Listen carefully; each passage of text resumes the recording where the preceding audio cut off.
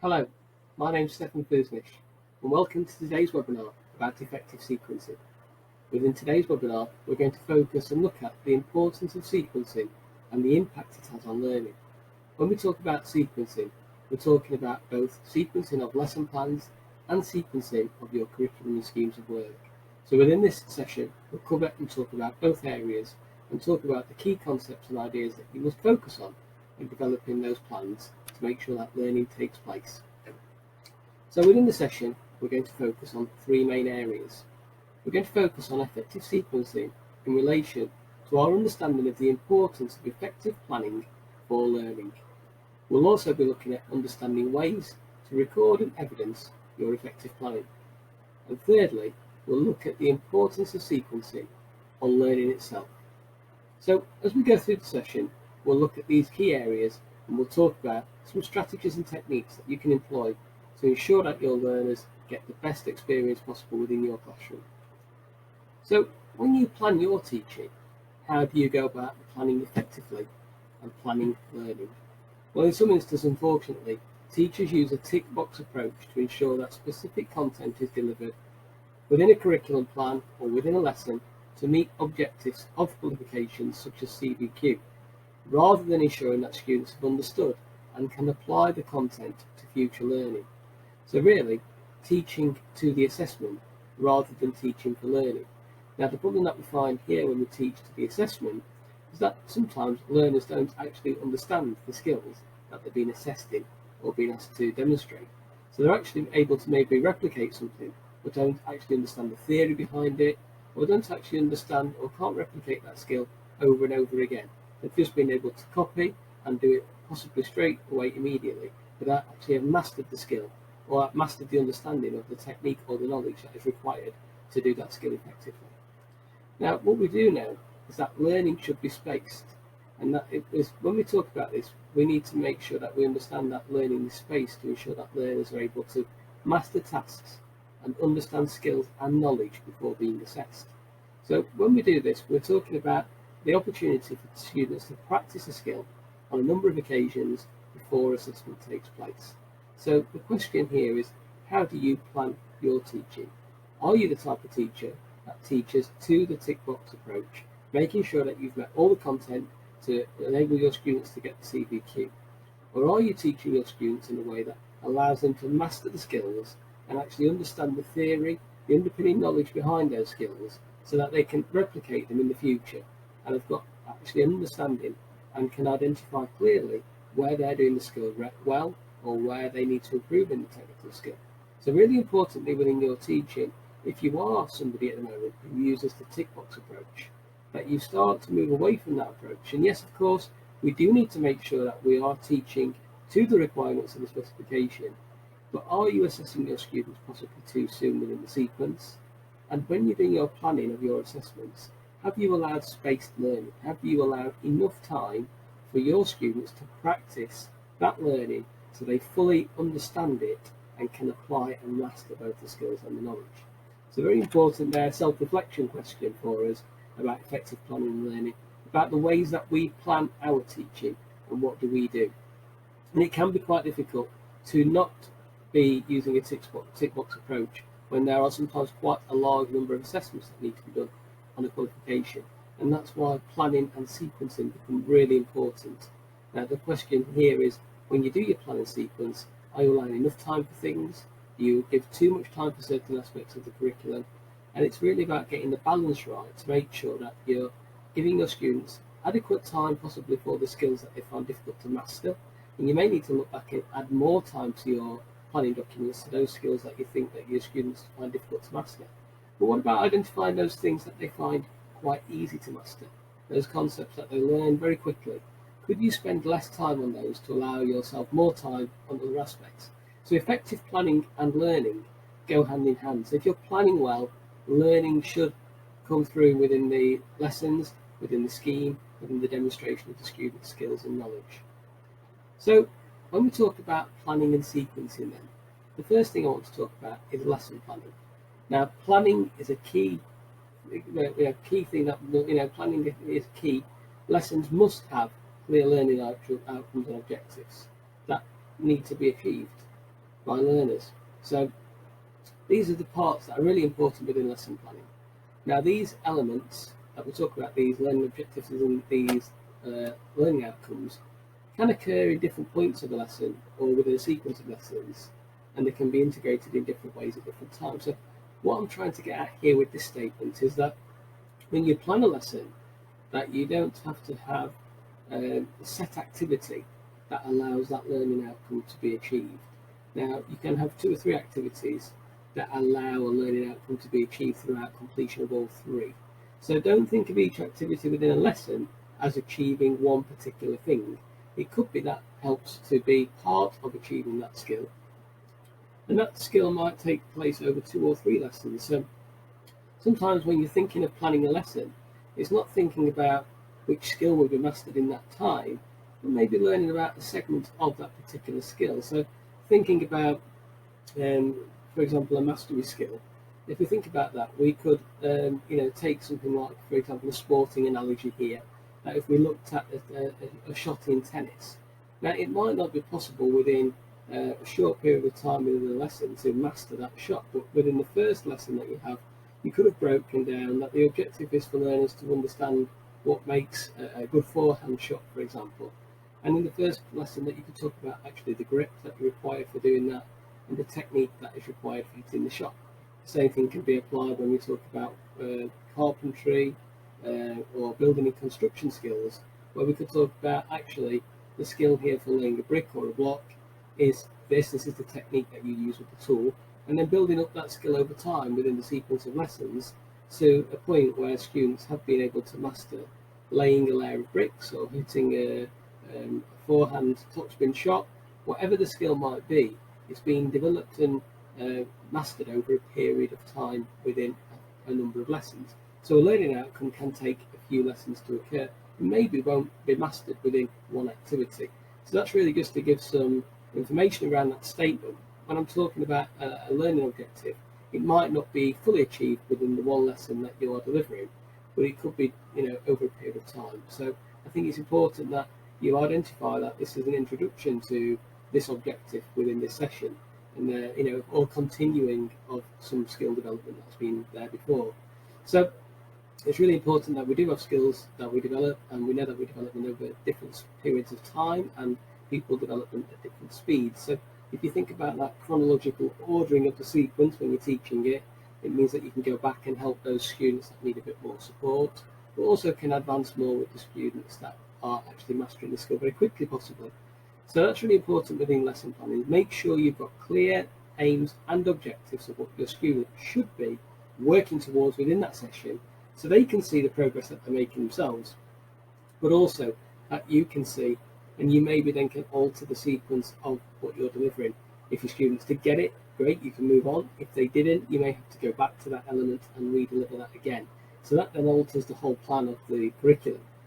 And the curriculum has to be dynamic, and when we talk about lesson plans being dynamic, we shouldn't necessarily move through a lesson plan if our students have not mastered the skill.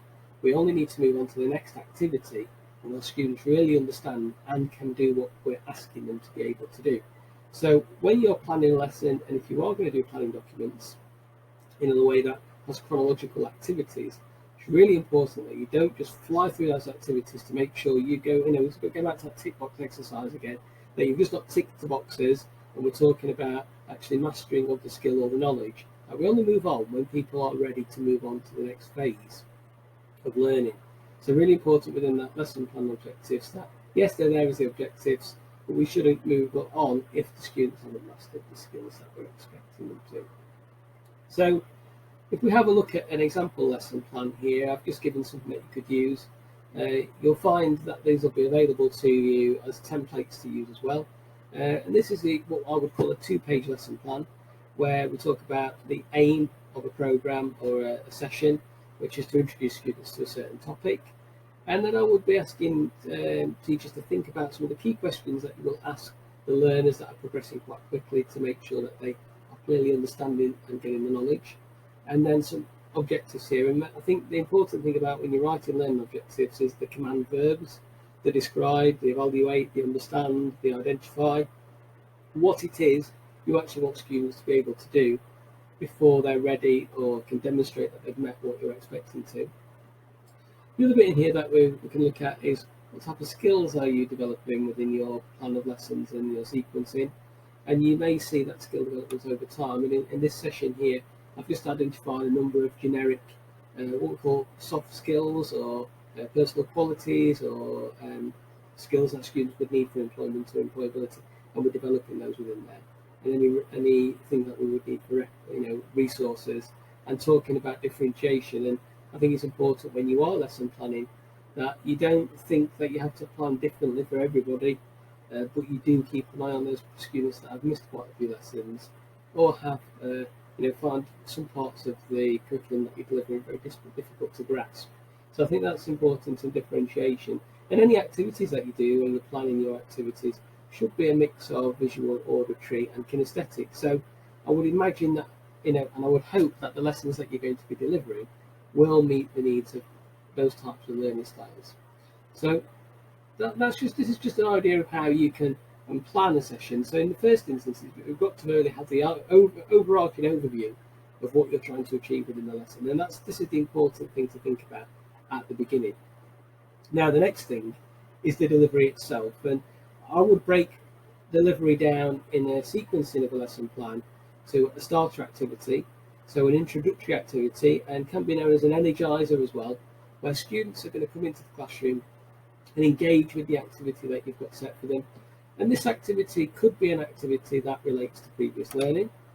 So you could be checking, because like we said, the sequence of lessons on a particular skill or topic may mean you want to check at the start what students can remember or do from last time. And we would normally say sort of 5 to 10 minutes for a starter activity would be ample. And then when we're moving into learning activities, on this example here of a delivery plan, there's only one activity for this lesson, where students are going to do a range of different sheets or activities.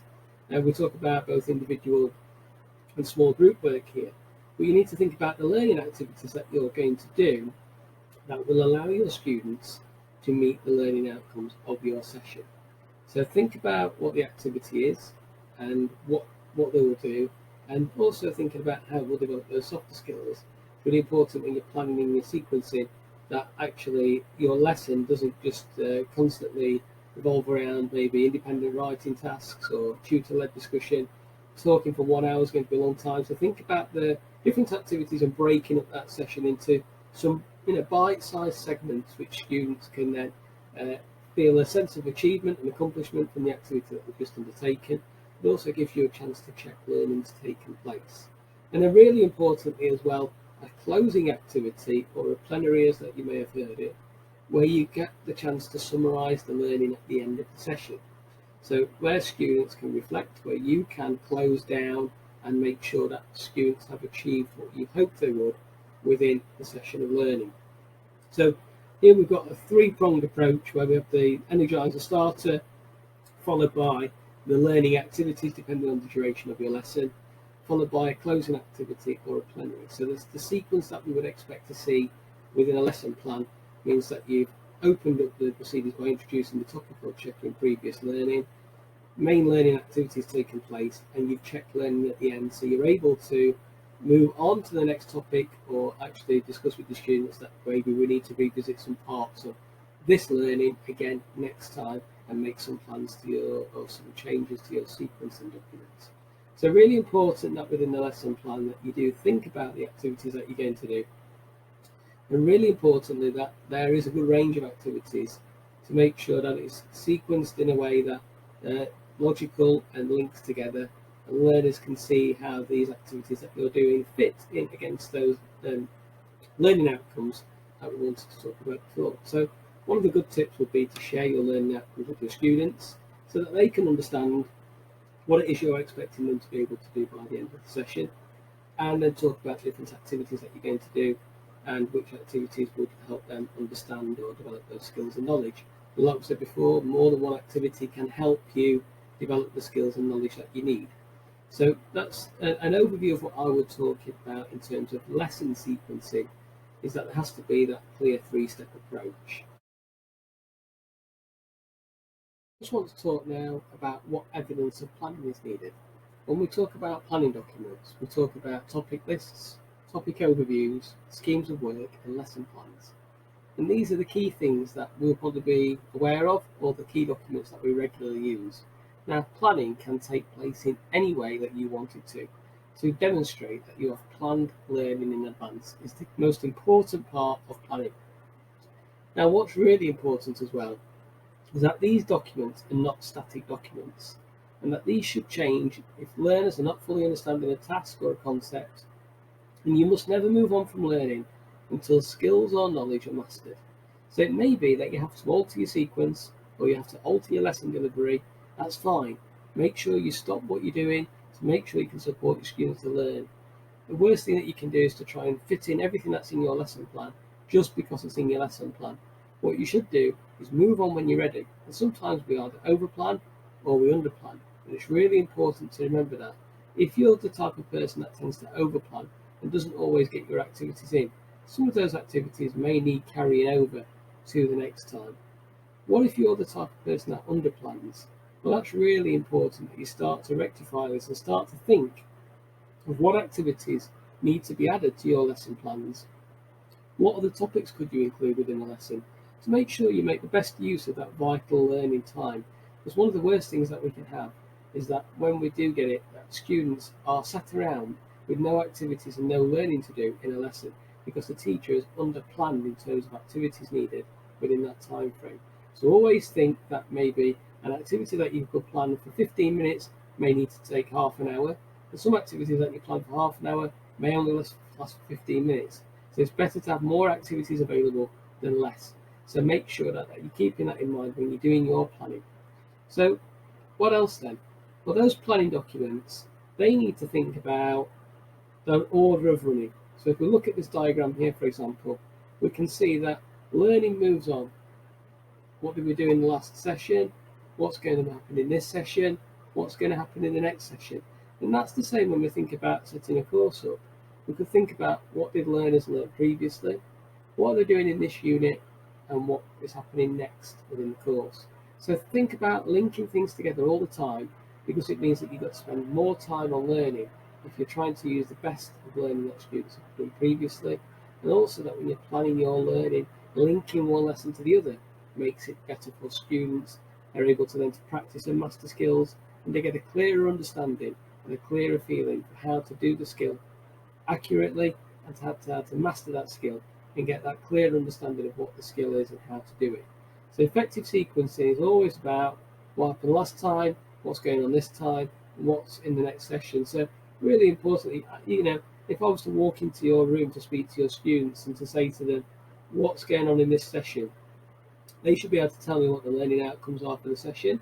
We're trying to learn X, we're trying to learn Y. Does that relate to what you did in the last session? Could be one of my questions, and they can tell me, yes, we started doing this last time, or no, we've been jumping around. Obviously, what we want to have students saying is either, no, this is a new topic, we've just finished the topic off, or yes, we started doing this topic last week, we just carried it on. And then the final question I could be asking them is, well, do you know what you're doing next time you come in? And if students don't really know what they're doing, we can't expect them to be able to prepare, do any learning at home. So it's really important that we're clear with students within our planning documents what's happening and why it's happening and what we might be doing in the future. So that's effective sequencing at its best.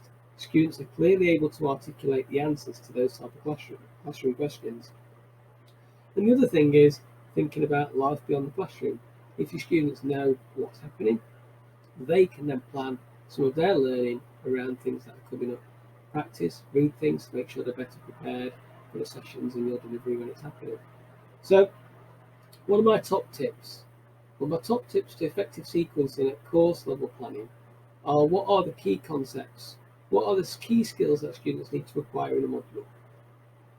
How long do you think it will take to develop these in a number of lessons? And how many lessons would that take? And are there any repeated within other units or modules that would allow you to reduce the time you focus on those skills? So it's really important that you have a look at things at a course level to see the overview of where your sequencing might fit in. Now, what about at lesson level, single lesson level? So the questions here that I've got are, how are you going to build up the skills within a lesson? How are you going to make sure your activities build on top of each other? So it's really important to think, I'm going to do 3 activities in this session, and these will allow the students to meet my learning objectives. And if it's a big objective, these are the activities that will allow them to build up skills within a lesson to master being able to do something. How does what you're doing in today's lesson, or the lesson that you're going to do, link to what you did last time? And also, to add on to that question, although it's not here on the screen, is how will it link to what you're going to do in the future? And the other question here is, how will you support or allow yourself time to support those students who just aren't getting it? So within your lesson, is there ample activity time that will allow you to go check learning and speak to students to make sure they're clearly understanding what you're trying to be able to get them to do?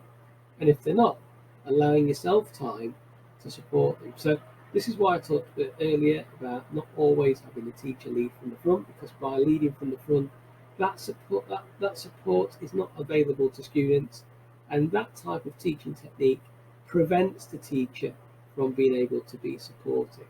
So what we need to make sure within our sequencing of our lesson is that we're planning some time in there where students are going to be doing some activity where I or you as a facilitator can move around the room and support them effectively with their learning. So it's really important that we try and make sure we plan that in to the things that we're doing.